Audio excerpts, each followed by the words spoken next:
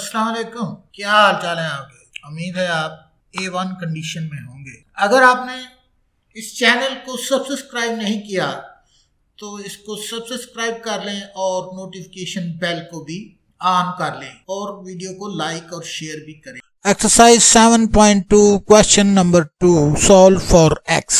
तो क्वेश्चन 2 का part number 1 हल करना है। सबसे पहले क्वेश्चन को लिखते हैं एब्सोल्यूट 3x - 5 = 4। अब सोल्यूशन लिख लेते हैं और सोल्यूशन लिखने के बाद एक मर्तबा दोबारा क्वेश्चन को लिख लेंगे। तो लिख लिया है क्वेश्चन को दोबारा। अब हम एब्सोल्यूट वैल्यू को सॉल्व कर लेंगे। एब्सोल्यूट वैल्यू को सॉल्व करने का क्या मतलब होता है। एब्सोल्यूट वैल्यू को सॉल्व करने का मतलब ये होता है, जैसे ये दो एब्सोल्यूट के निशान हैं, ये वर्टिकल बार सी जो है इनको एब्सोल्यूट के निशान कहते हैं। इसके अंदर 3x - 5 है जो कि = है 4 के। तो जैसे ही हम 3x - 5 को इन दो वर्टिकल के निशान से बाहर निकालेंगे तो ये एक बार तो +4 के इक्वल हो जाएगा और एक बार -4 के इक्वल हो जाएगा। इसी को एब्सोल्यूट वैल्यू को सॉल्व करना कहते हैं। सबसे पहले इसको हम लिखेंगे 3x - 5 = +4, जो कि हम सिर्फ 4 ही लिखा करते हैं, और लिखकर 3x - 5 = -4। तो ये पॉसिबल वैल्यूज होंगी दो। तो सबसे पहले इस वाली इक्वेशन को हम सॉल्व करते हैं। 3x - 5 जब ये 5 ट्रांसपोज होगा तो इस तरफ चला जाएगा और इस तरफ जाके इसका ये वाला साइन पॉजिटिव हो जाएगा। तो यहाँ पर हम लिख देंगे 3x = 4 + 5। उसके बाद इसको 4 + 5 9 के इक्वल होता है, तो हम लिख देंगे 3x = 9 और यहाँ पर 3 इससे मल्टीप्लाई हो रहा है तो इधर आके 9 पर डिवाइड हो जाएगा। तो यहाँ पर हम लिख देंगे x = 9/3 और इसमें अब देखेंगे क्या चीज कट जाती है। ये 3 × 1 = 3 और 3 × 3 = 9 होता है, तो इन दोनों को हम काट देंगे। तो इसका x की वैल्यू जो होगी वो 3 आ गई है। तो यहाँ पर हम लिख देंगे x = 3 और उसके बाद ये वाली जो सेकंड वैल्यू आई है माइनस की, इसको आप सॉल्व करेंगे। इसमें भी ये वाला जो 5 है ये ट्रांसपोज होके इधर चला जाएगा। जब ये =, के निशान के उस पार जाएगा तो इसका जो ये वाला साइन माइनस का है ये प्लस का हो जाएगा। तो हम यहाँ पर लिख देंगे 3x = -4 और ये वाला 5 इधर जाके प्लस हो गया है। यहाँ पर प्लस का 5 लिख देंगे। -4 और +5 जब आपस में सब्ट्रैक्ट होंगे तो 1 आंसर आ जाएगा जो कि प्लस का होगा, क्योंकि प्लस का डिजिट बड़ा है।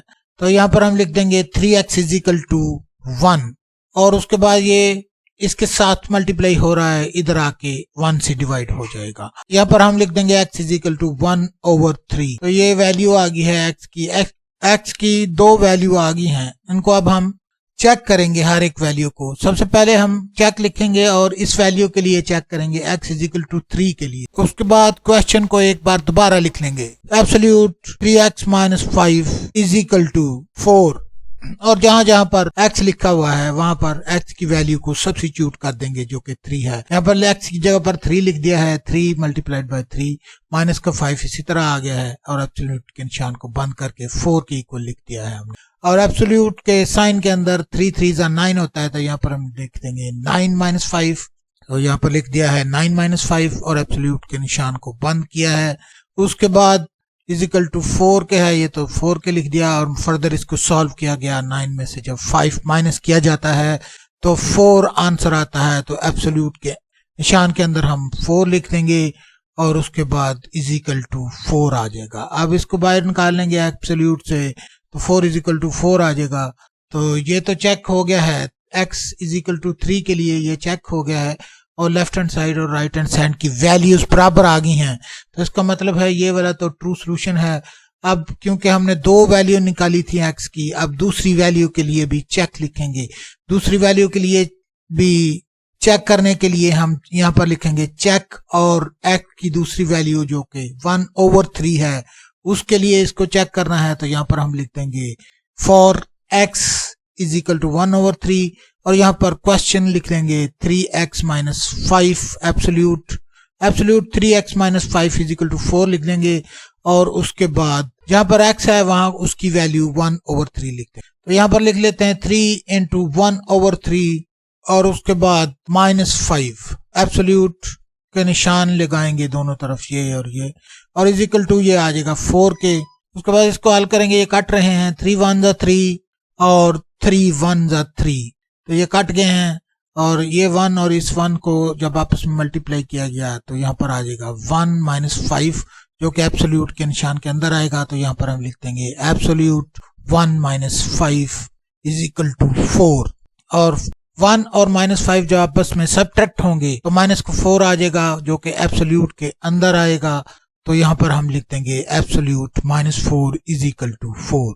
तो अब ये एब्सोल्यूट के निशान के अंदर है -4, एब्सोल्यूट के निशान के अंदर कोई भी नंबर माइनस का नहीं हो सकता।